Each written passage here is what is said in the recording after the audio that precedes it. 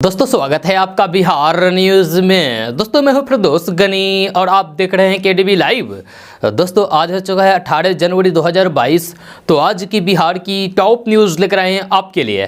दोस्तों video start करने से पहले आपसे एक रिक्वेस्ट है, अगर आप नए आए हैं इस चैनल पर तो फिर चैनल को सब्सक्राइब करके बेल आइकन को भी प्रेस कर दीजिए और साथ में वीडियो को लाइक कर दीजिए, अपने दोस्तों के साथ शेयर भी कीजिए।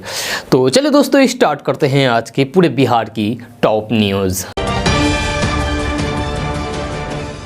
दोस्तों आज बिहार न्यूज़ में सबसे पहले बात करते हैं कि कोरोना के मामले तेजी से बढ़ रहे हैं। ऐसे में जहां तक संभव हो बाहर निकलने से बचना चाहिए। जहां अगर आपको अगले 15 दिनों में बैंक से जुड़ा कोई भी काम है तो फिर उसे बैंकों की छुट्टियों की लिस्ट देखकर ही निपटा लें। दरअसल रिजर्व बैंक ऑफ इंडिया यानी कि आरबीआई की ओर से जारी लिस्ट में जनवरी माह की जो छुट्टी है उसके 16 दिन बैंक बंद रहने वाले थे, लेकिन महीने के 15 दिन बीत गए हैं।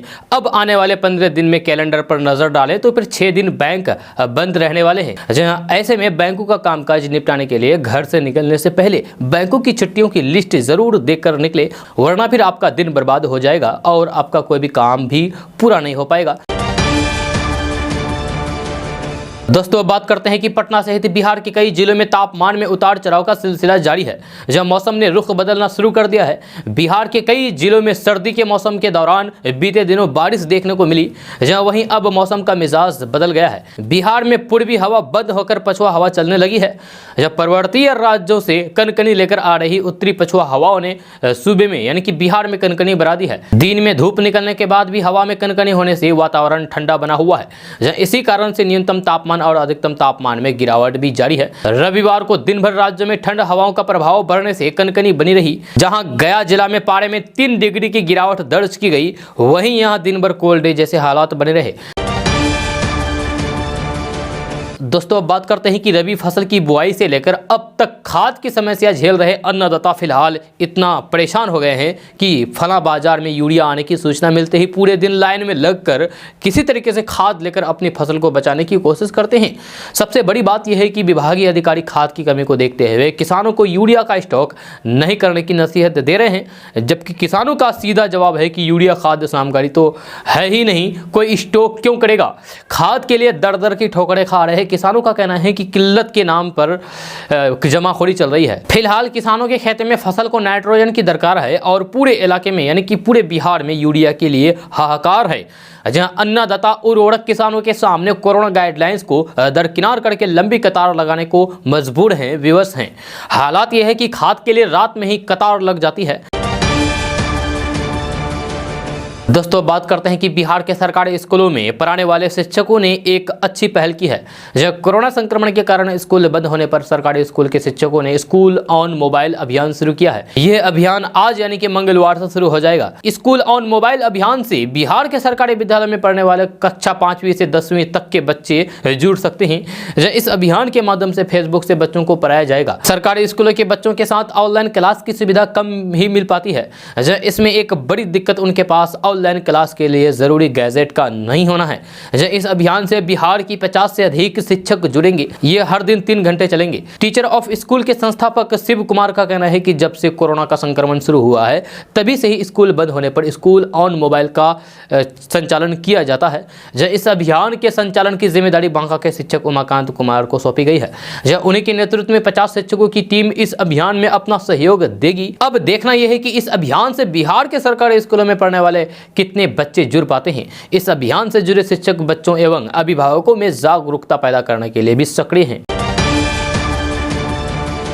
दोस्तों बात करते हैं कि भोजपुरी सिंगर और social media star Neha Singh Rathore का एक नया वीडियो वायरल हो गया है। नेहा सिंह राठौर ने रविवार को अपने यूट्यूब चैनल पर यूपी में काबा गाने का वीडियो अपलोड किया है। इस गाने के जरिए नेहा सिंह राठौर ने मौजूदा सामाजिक राजनीतिक मुद्दों पर मजाकिया अंदाज में कटाक्ष के लिए योगी आदित्यनाथ सरकार पर निशाना साधा है। गाना वायरल होने के साथ ही नेहा सिंह राठौर और भाजपा सांसद और भोजपुरी अभिनेता गायक रवि किशन के साथ सॉन्ग वार छिड़ गई है। आपको बता दें कि भाजपा सांसद रवि किशन द्वारा यूपी में सब बात शीर्षक से एक चुनावी सॉन्ग जारी करने के कुछ ही घंटों बाद नेहा का ये गाना सामने आया है। नेहा के भोजपुरी गीत में महामारी से निपटने, लखीमपुर खीरी हिंसा और हाथरस घिनौना काम जैसे मुद्दों पर भाजपा के नेतृत्व वाली उत्तर प्रदेश सरकार की आलोचना की गई है। गाने की शुरुआत बाबा के दरबार से होती है। चलिए हम आपको नहीं बताएंगे, आप खुद ही वीडियो देख लीजिए। पहले आप वीडियो देख लीजिए। अरे बाबा के दरबार बा, खत्म रोजगार बा, हाथ रस के निर्णय जो हत लड़की के परिवार बा। अरे का बा यूपी में का बा, कोरोना से लाखन मर गईले, लासन से गंगा भर गईले। कोरोना से लाखन मर गईले, लासन से गंगा भर गईले। टिकठिया का फन्नोचत कुकुर बिलार बा। हे बाबा का बा यूपी में का बा, मंत्री के बेटवा बड़ी रंगदार बा, मंत्री के बेटवा बड़ी रंगदार बा। किसानन के छाती पे रौंदत मोटर कार बा। ए चौकीदार बोला के जिम्मेदार बा। का बा यूपी में का बा, रामराज के झांकी बा, काशी मथुरा बाकी बा। रामराज के झांकी बा, काशी मथुरा बाकी बा। गोरखपुर में खून से रंगल गोतल पूरा खाकी बा। अरे का बा यूपी में का बा, जय श्री राम के जाप बा और सगरो बैठल खाप बा। जय श्री राम के जाप बा और सगरो बैठल खाप बा। मंदिर मस्जिद में ठानल गइल रार बा। अरे का बा यूपी में का बा, जिंदगी झंड बा फिर भी घमंड बा। आपने वीडियो तो देख लिया, उन्होंने गीत का अंत जिंदगी झंड पर फिर भी घमंड बा पंक्ति से किया है। जहां नेहा सिंह राठौर ने रविवार की सुबह सोशल मीडिया और फिर अपने यूट्यूब चैनल पर इस वीडियो को अपलोड किया है। वे लाल और पीले रंग की साड़ी पहनी हुई है। जब गाने में नेहा सिंह राठौर ने रोजगार के साथ साथ हाथरस की घटना, कोरोना संक्रमण के बीच गंगा में तैरती लाशों का जिक्र करते हुए योगी सरकार पर जमकर निशाना साधा है। दोस्तों अब बात करते हैं कि बिहार वाली किसान चाची के नाम से चर्चित राजकुमारी देवी की तबीयत बिगड़ गई है। जब मुजफ्फरपुर से आने वाली राजकुमारी देवी की तबीयत बिगड़ने के बाद उन्हें पटना के एक बड़े प्राइवेट हॉस्पिटल में भर्ती कराया गया है। यह सूत्रों से मिली जानकारी के मुताबिक पटना के प्राइवेट हॉस्पिटल में राजकुमारी देवी को वेंटिलेटर पर रखा गया है। पद्मश्री जैसे सम्मान से नवाजी जा चुकी किसान चाची राजकुमारी देवी का इलाज में फिलहाल बिग अपोलो हॉस्पिटल में चल रहा है, जहां डॉक्टर उनकी सेहत पर नजर बनाए हुए हैं। परिवार वाले उनकी तबीयत को लेकर खासे परेशान हैं। शुरुआती जानकारी के मुताबिक उन्हें कल रात ही बिग अपोलो हॉस्पिटल में भर्ती कराया गया है। दोस्तों बात करते हैं कि बिहार के पटना, भागलपुर, मुंगेर, सीमांचल, मिथिलांचल, मगध सहित बिहार के सभी जिलों में सभी लोग अपने मोबाइल फोन से ड्राइविंग लाइसेंस बनवा सकते हैं, या साथ ही साथ ड्राइविंग टेस्ट पास करके ड्राइविंग लाइसेंस प्राप्त कर सकते हैं। इसके बाद आपको गाड़ी चलाने में कोई भी परेशानी नहीं होगी। खबर के अनुसार बिहार में ड्राइविंग लाइसेंस बनवाने की प्रक्रिया को ऑनलाइन कर दिया है। आप ऑनलाइन के द्वारा सिर्फ आधार कार्ड की मदद से ही लर्निंग लाइसेंस के लिए अप्लाई कर सकते हैं। वहीं अगर लर्निंग लाइसेंस बना हुआ है तो फिर आप ड्राइविंग लाइसेंस के लिए अप्लाई करें। आपको बता दो कि बिहार में आपको पहले लर्निंग ड्राइविंग लाइसेंस के लिए अप्लाई करना होगा। जब आपका लर्निंग लाइसेंस बन जाएगा, इसके बाद आप ड्राइविंग लाइसेंस के लिए आवेदन दे सकते हैं। ये प्रक्रिया अब बहुत आसान हो गया है।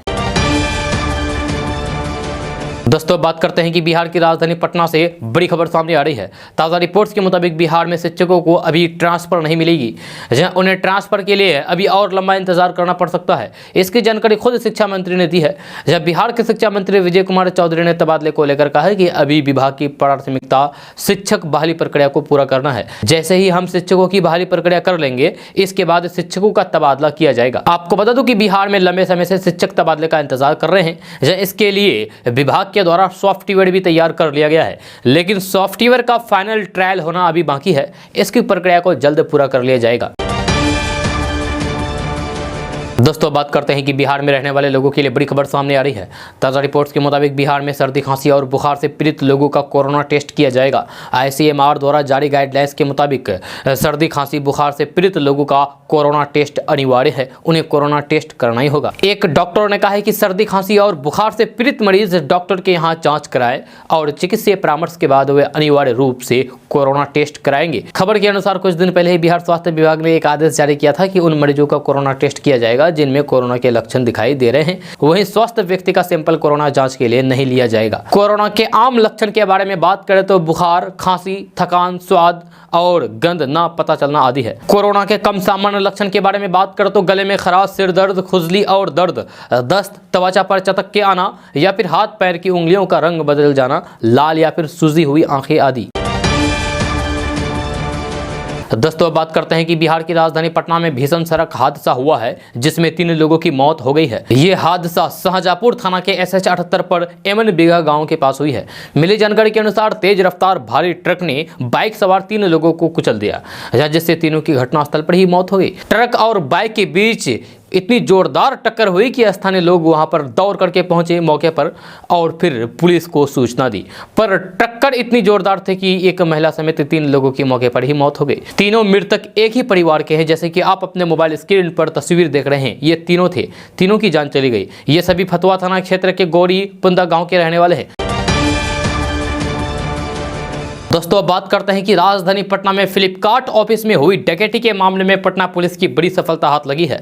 जब पटना पुलिस ने मामले में 5 आरोपियों को गिरफ्तार कर लिया है, साथ ही आरोपी की कब्जे से 4 पिस्टल भी बरामद किया गया है। जब फिलहाल पुलिस आरोपियों से पूछताछ कर रही है। आपको बता दूं कि पटना के दीघा क्षेत्र में 10 की संख्या में हथियार से लैस डकैतों ने फ्लिपकार्ट कार्यालय में 12.5 लाख रुपए लूटकर फरार हुए थे।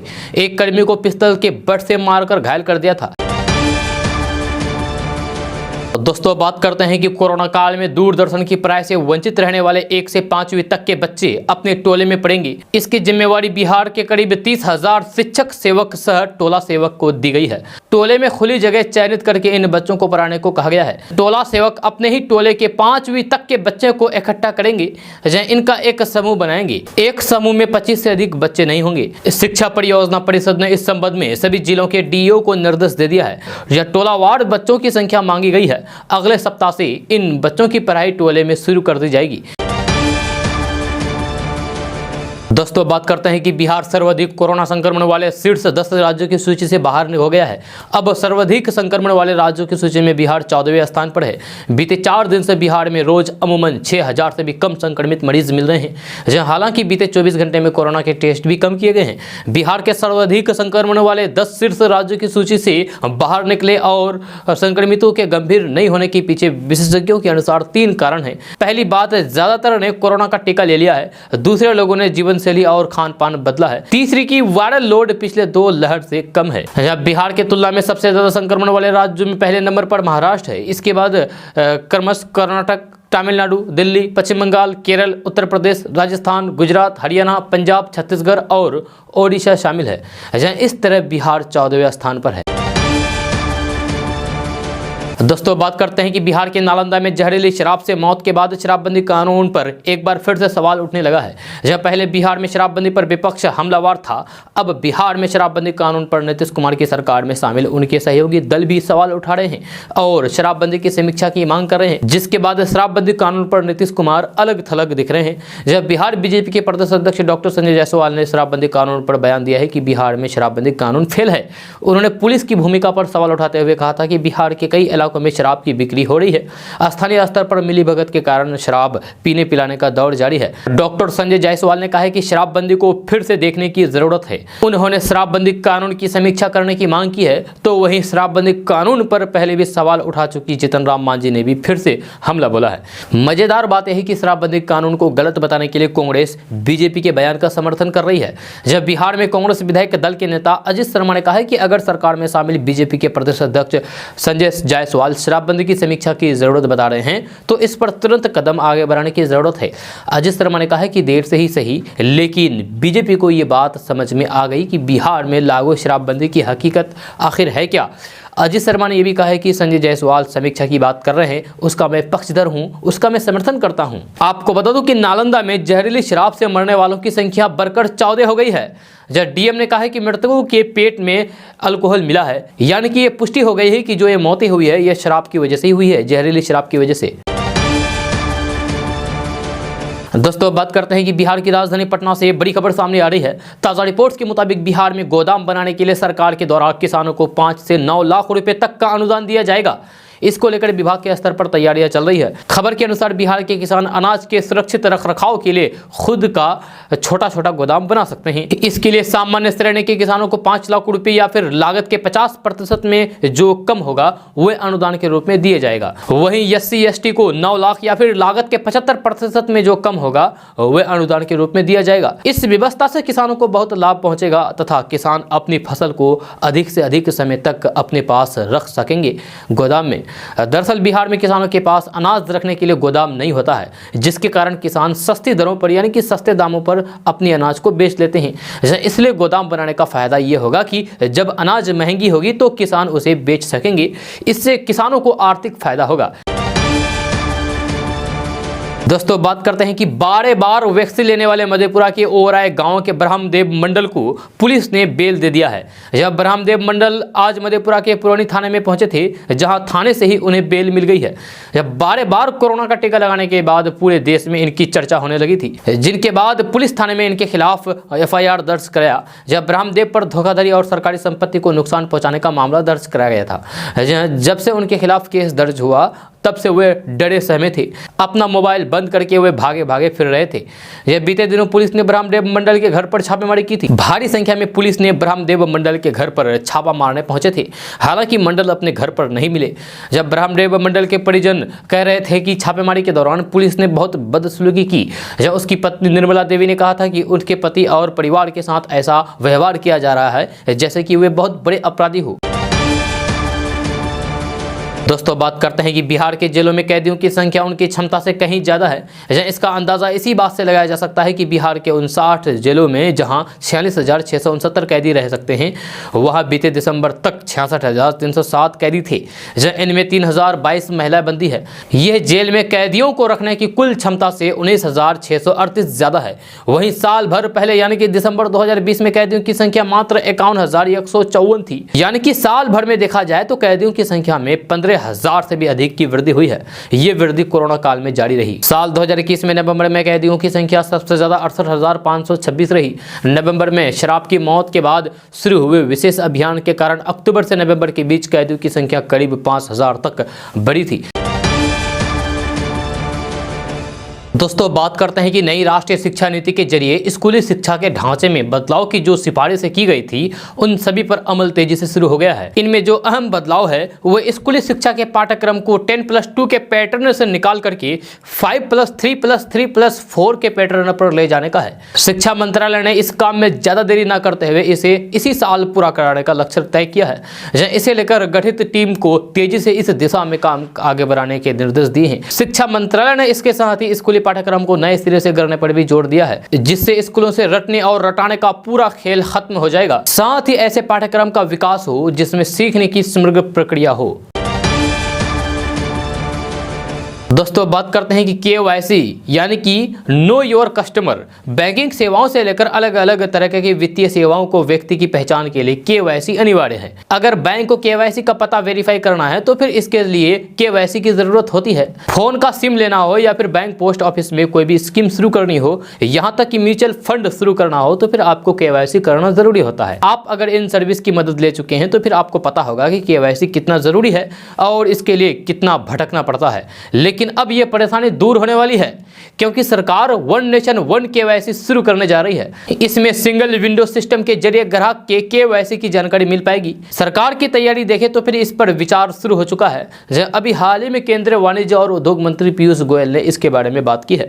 उन्होंने सुझाव दिया है कि KYC का सिंगल विंडो सिस्टम शुरू होना चाहिए, जिससे कि जनता को बड़ी राहत मिलेगी। पीयूष गोयल ने कहा है कि KYC के लिए एक साझा प्लेटफॉर्म बनाना चाहिए जिसका इस्तेमाल अलग अलग संस्थाएं कर सके, यानी कि किसी एक प्लेटफॉर्म पर KYC से जुड़ी जानकारी हो जहां से अलग अलग संस्थाएं एक्सेस कर सके। हर बार ग्राहक को KYC नहीं करानी पड़े या फिर KYC से जुड़ी जानकारी हर बार देने की जरूरत ना पड़े। दोस्तों बात करते हैं कि अगर आपका अकाउंट SBI में है तो फिर आपके लिए बहुत बड़ी खबर है।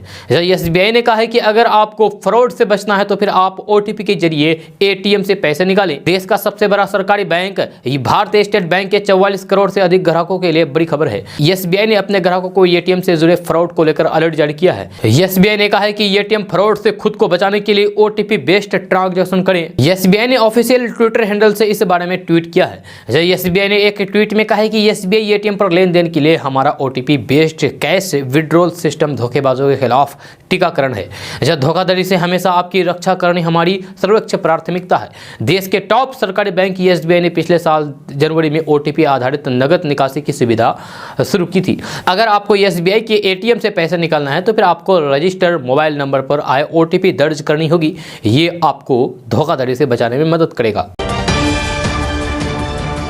दोस्तों बात करते हैं कि कोरोना के ओमिक्रॉन वेरिएंट को लेकर अभी उतना डाटा उपलब्ध नहीं है जिससे पता चल सके कि यह कितना घातक है। लेकिन हाल ही में दिल्ली में हुई 7 बच्चों की मौत के बाद से इतना जरूर साफ हो गया है कि वेरिएंट कोमॉर्बिडिटी वाले बच्चों में अधिक जोखिम पैदा कर सकता है। इन सभी बच्चों की मौत 9 से 12 जनवरी के बीच हुई है। आमतौर पर ऐसा कहा जाता है कि बच्चों को कोविड-19 का कम खतरा होता है, लेकिन हालिया रिसर्च में ये पता चला है कि ये बच्चों के लिए बेहद घातक हो सकता है। ऐसे में उन्हें भी संक्रमण से बचाने के लिए सभी उपाय अपनाए जाना चाहिए। अभी तक के साक्ष्य बताते हैं कि ओमिक्रॉन डेल्टा के मुकाबले अधिक तेजी से फैलता है, लेकिन मरीज की हालात इस वेरिएंट में अधिक गंभीर नहीं होती है। इसका मतलब ये नहीं है कि ओमिक्रॉन को हल्के में ले लिया जाए, खास तौर पर तब जब बच्चों में इसके मामले बढ़ रहे हैं। जहां विशेषज्ञों का कहना है कि ओमिक्रॉन वेरिएंट से प्रभावित बच्चों में कोविड-19 के मामलों में चिंताजनक वृद्धि देखी जा रही है। जबकि पिछले वेरिएंट यानी कि डेल्टा वेरिएंट के समय कम बच्चे संक्रमित हुए थे, डेल्टा वेरिएंट के समय बड़े इसका शिकार हो रहे थे, लेकिन अब ओमिक्रॉन के समय बच्चे इसका शिकार हो रहे हैं। तो अगर आपके घर में भी बच्चे हैं तो फिर आप अपने बच्चे को संभाल कर रखिए, नहीं तो फिर भारी पड़ सकता है। दोस्तों, बात करते हैं कि पूरी दुनिया में आबादी तेजी से बढ़ती जा रही है, जिस वजह से आपको हर जगह लाइन में लगना पड़ता है। आप स्टेशन पर जाएं या फिर एयरपोर्ट, बैंक जाएं या डाकघर, बिना लंबी लाइन में लगे आपका काम नहीं होगा। वैसे तो हर जगह लगने वाली लाइन चिंता का विषय है, लेकिन कुछ लोगों ने इसमें भी पैसे कमाने का तरीका खोज निकाला है, जिसकी चर्चा अब दुनिया भर में हो रही है। इन दिनों सोशल मीडिया पर लंदन के रहने वाले फ्रेडी बेटेक नाम के शख्स की खूब चर्चा हो रही है। वो एक प्रोफेशनल आदमी है जो लोगों के लिए लाइन में लगते हैं। इसके लिए वे प्रति घंटे 20 पाउंड कमा लेते हैं। ऐसे में उनकी रोजाना की कमाई 160 पाउंड के आसपास हो जाती है, यानी कि 16,000, जो इंडिया के हिसाब से 16,000 रुपये से ज़्यादा होती है। उनके पास बड़ी संख्या में लोग इस काम को लेकर आते भी हैं। खास बात यह है कि वे सभी लोग काफ़ी अमीर होते हैं। ब्रिटिश मीडिया के मुताबिक फ्रेडी प्रोफेशनल क्यूयोर बन गए हैं, जो पैसे वाले लोगों के लिए लाइन में लगते हैं। आप उन्हें स्टोर, टिकट घर या और कहीं लाइन लगाने को कह सकते हैं। जब लाइन चाहे जितनी भी लंबी हो, फ्रेडी उसमें लगे रहते हैं। जब बस उनको हर घंटे के हिसाब से 20 पाउंड मिलने चाहिए। वैसे इस काम के लिए बहुत ज़्यादा धैर्य की ज़रूरत होती है। एक आम इंसान चाहता है कि जहाँ वह जाए वहाँ उसे लाइन में ना लगना पड़े, जबकि फ्रेडी मानते हैं कि हर जगह लाइन लगे और हर जगह लाइन मिले। दोस्तों, अब आपको मिलवाते हैं आगरा के एक ऐसे प्रत्याशी से जो सिर्फ हारने के लिए ही चुनाव लड़ते हैं। जी हां, आपने सही सुना। ये ग्राम प्रधान से लेकर के राष्ट्रपति तक का चुनाव लड़ चुके हैं। कई सालों से चुनाव लड़ते आ रहे हैं। यूपी के आगरा खैरागढ़ के रहने वाले हसनुराम अम्बेडकरी वे व्यक्ति हैं जो 93 बार चुनाव लड़ चुके हैं। एक भी बार उन्होंने चुनाव नहीं जीत सका है। इस बार भी विधानसभा चुनाव में उन्होंने खैरागढ़ सीट से नामांकन पत्र खरीद करके पर्चा भर दिया है। 1984-85 में हसनुराम उस वक्त बाम सेफ के कार्यकर्ता थे और वे बसपा से टिकट मांग रहे थे, लेकिन उस वक्त पार्टी के कार्यकर्ताओं ने हसनुराम का मजाक उड़ाते हुए उन पर कटाक्ष किया कि तुझे कोई भी टिकट नहीं देगा। यहां तक कि उनकी पत्नी तक उनको वोट नहीं देगी। बस यही बात हसनुराम के दिल को चुभ गई। इस बात को गांठ बांध ली और निकल पड़े चुनाव लड़ने के लिए।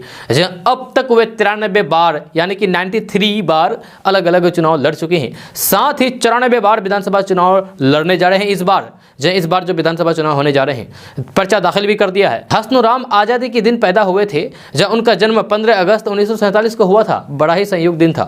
अभी उनकी उम्र 75 साल है।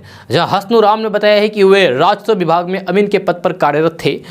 जब उन्होंने चुनाव लड़ने का मन बनाया तो फिर उन्होंने अपनी सरकारी नौकरी को भी त्याग दिया था। उस वक्त जो रुपये पैसे थे उन्हें चुनाव लड़ने में खर्च कर दिए। उन्होंने अपना पहला चुनाव फतेहपुर सिकड़ी विधानसभा सीट से निर्दलीय चुनाव लड़ा था और 17,711 वोट पाकर के तीसरे स्थान पर रहे। इसके बाद से वे लगातार चुनाव लड़ते आ रहे हैं, लेकिन अब तक वे जीत नहीं पाए हैं। हसनुराम ने बताया है कि 1985 से वे लगातार चुनाव लड़ते आ रहे हैं। तब से जितनी बार भी विधानसभा, लोकसभा, पंचायत में वे निर्दलीय चुनाव लड़े, एक भी बार जीत नहीं सके। 93 बार अब तक वे चुनाव लड़ चुके हैं, लेकिन हर एक चुनाव में उसको हार नसीब हुई है। इतना ही नहीं, वे राष्ट्रपति पद के लिए भी नामांकन कर चुके हैं। इसके अलावा MLC, सहकारी बैंक सहित 93 बार चुनावी मैदान में उतर चुके हैं। 2022 के विधानसभा चुनाव में वे 94वीं बार मैदान में उतरेंगे। वे आगरा ग्रामीण से 12 बार, खैरागढ़ विधानसभा से 12 बार और फतेहपुर सीकरी विधानसभा से 6 बार चुनाव लड़ चुके हैं। जब हसनुराम ने कहा है कि वे जीतने के लिए नहीं बल्कि हारने के लिए चुनाव लड़ते हैं, तब हसनुराम 100 बार चुनाव हारने का रिकॉर्ड बनाना चाहते हैं। उनका दावा है कि पूरे देश में सबसे ज्यादा चुनाव उन्होंने ही लड़े हैं और हारे भी हैं। चुनाव हारने का उनको बिल्कुल भी अफसोस नहीं होता है, उनको बल्कि गर्व होता है कि हम इतने बार खड़े हुए हैं, चुनाव लड़े हैं और हारे भी हैं। दोस्तों बात करते हैं कि लघु किसानों एवं युवाओं के लिए मधुमक्खी पालन एक बेहतर स्वरोजगार के रूप में देखा जा रहा है, क्योंकि इसे कम लागत लगा करके और कृषि के साथ ही शुरू किया जा सकता है।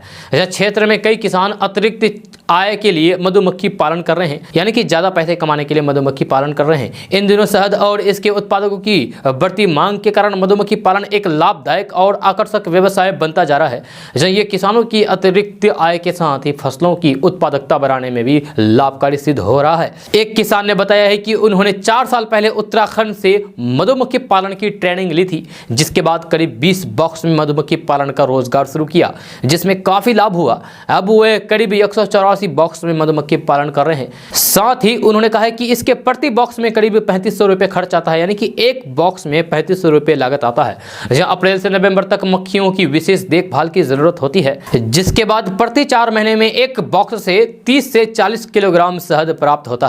अगर 30 किलो प्रति बॉक्स भी शहद मिले तो फिर इस स्तर पर कार्य करने से प्राप्त कुल शहद 3000 किलोग्राम होगा, जिसमें मधुमक्खी पालन करने वाले किसानों को लाखों का मुनाफा होता है।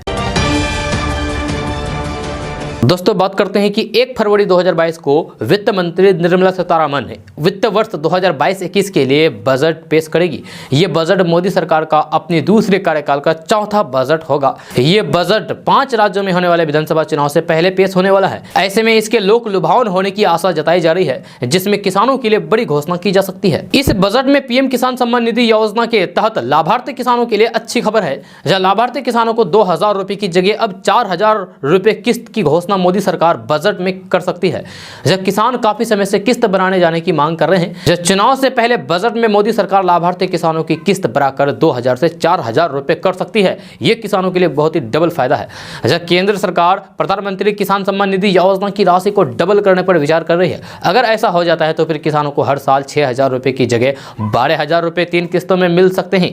आपको बता दें कि पीएम किसान सम्मान निधि योजना के तहत किसानों के अकाउंट में सालाना 6000 रुपए भेजे जाते हैं। ये पैसे 3 किस्तों में भेजे जाते हैं। हर किस्त में 2000 रुपए भेजे जाते हैं। हर 4 महीने में एक किस्त आती है। बिहार के कृषि मंत्री अमरिंदर प्रताप सिंह ने कुछ समय पहले ही बता दिया था कि उन्होंने दिल्ली में केंद्रीय कृषि मंत्री नरेंद्र सिंह तोमर और वित्त मंत्री निर्मला सीतारमण से मुलाकात की, जिसमें पीएम किसान सम्मान निधि योजना के तहत मिलने वाली राशि को दोगुना करने पर भी चर्चा की गई। हालांकि अभी इस पर आधिकारिक कोई भी फैसला नहीं हुआ है। जब भी फैसला होगा आपको केडीबी लैब के माध्यम से जरूर इन्फॉर्म किया जाएगा, बताया जाएगा। दोस्तों बात करते हैं कि राजधानी पटना में चोरी की घटनाओं को अंजाम देने वाले साथी और चोर गिरोह के 10 बदमाशों को पुलिस ने गिरफ्तार किया है। उसके पास से पुलिस ने चोरी के सामान भी बरामद किए हैं। जब सुमित कुमार उर्फ कारू के पकड़े जाने के बाद साथी और चोर गिरोह का पर्दाफाश पटना पुलिस ने किया है। बताया जाता है कि बीते साल पाटलिपुत्र थाना क्षेत्र में चोरी की घटनाओं को अंजाम दिया था।